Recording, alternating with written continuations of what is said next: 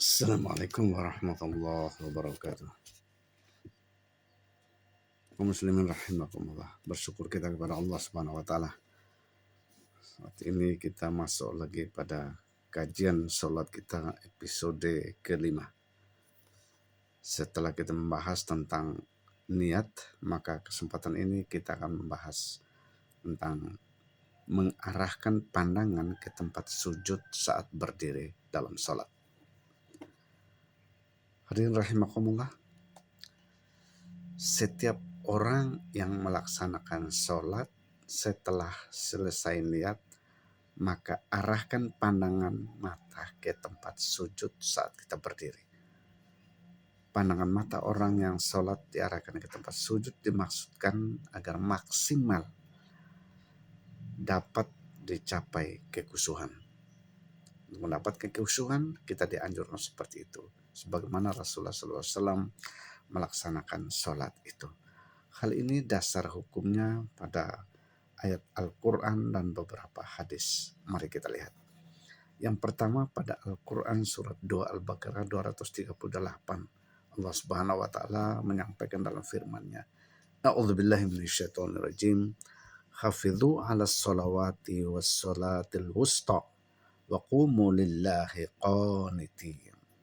Peliharalah salat semua salat dan salat wusta, dan laksanakanlah salat karena Allah dengan khusyuk. Itu dasar hukum yang pertama. Kemudian yang kedua pada Al-Quran surat Al-Mu'minun surat 23 ayat 2. Allah Subhanahu wa taala menyampaikan dalam firman-Nya, A'udzubillahi minasyaitonirrajim. Alladzina hum fi salatihim khashi'un.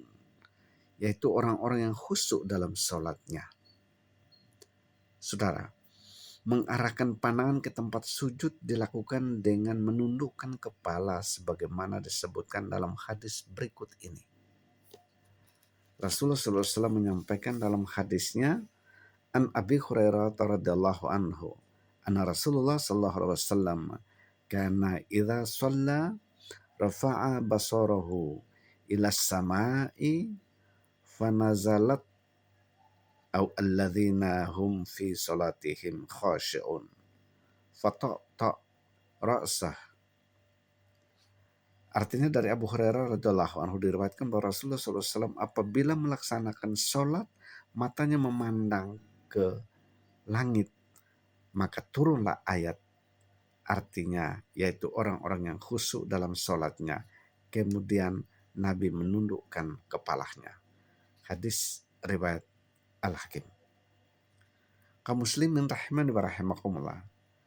Dalam pada itu tidak dibenarkan orang yang sholat menghadapkan wajahnya ke langit, sebagaimana disebutkan dalam hadis berikut ini. An Jabir bin Samurata qala Rasulullah sallallahu alaihi wasallam la yantahiyanna aqwamun yarfa'una absarahum ila samai fis salati aw la tarji'u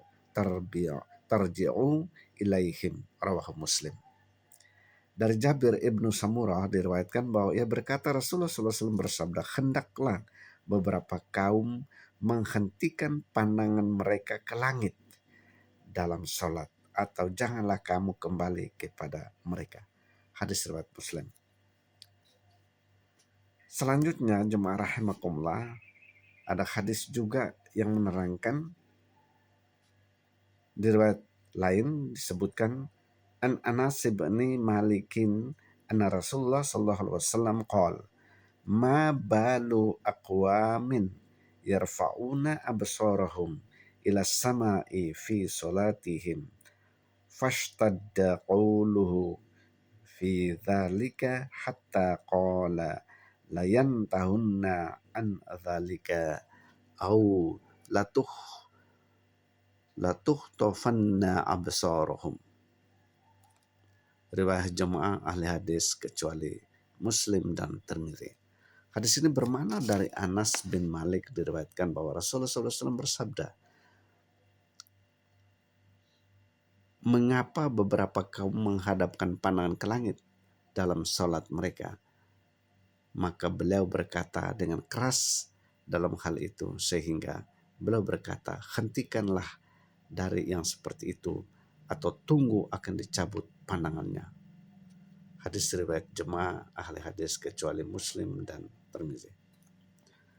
Kemudian Imam Asy-Syaukani menyebutkan bahwa Imam Asy-Syafi'i dan ulama Kufah menyunatkan untuk memandang ke tempat sujud karena lebih mendekati untuk khusyuk.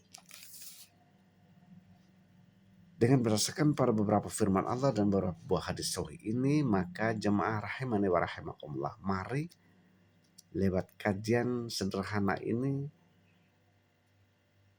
dalam melaksanakan sholat ba'da niat atau setelah niat, maka kita berdiri menghadap kiblat itu dengan mengarahkan pandangan kita ke tempat sujud untuk memanggil suasana konsentrasi arah pikiran kita supaya khusyuk demi mencari ridho Allah Subhanahu wa taala.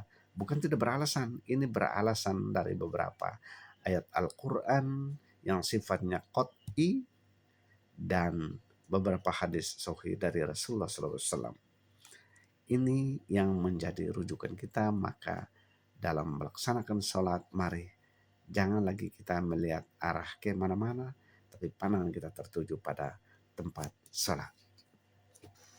Demikian jemaah rahimakumullah pada episode kelima ini khusus untuk bagaimana kita mengarahkan pandangan pada tempat sujud saat kita melaksanakan sholat. Mudah-mudahan makin sedikit demi sedikit kajian makin jalan ini, maka makin ada perubahan dan pembaharuan.